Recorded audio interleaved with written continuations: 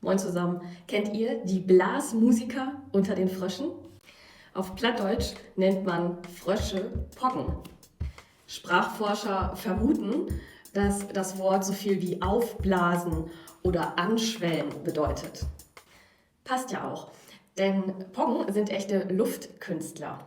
Beim großen Froschkonzert im Mai blasen sie Luft durch den Kehlkopf in kleine Schallblasen an der Kehle oder an den Mundwinkeln.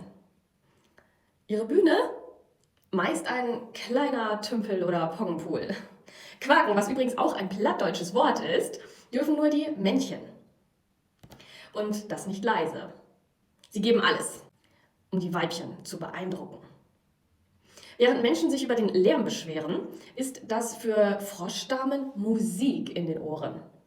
Doch Beschweren bringt auch nichts.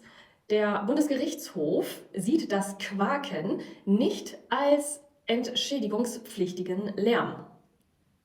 Die Männchen werden für ihr Konzert allerdings anders entschädigt, mit Liebe. Die Froschdame legt anschließend bis zu 10.000 Eier.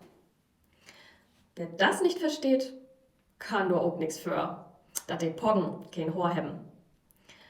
Und wenn einer pleite ist, heißt es spöttisch, der hätt so viel Geld als der Poch Hor.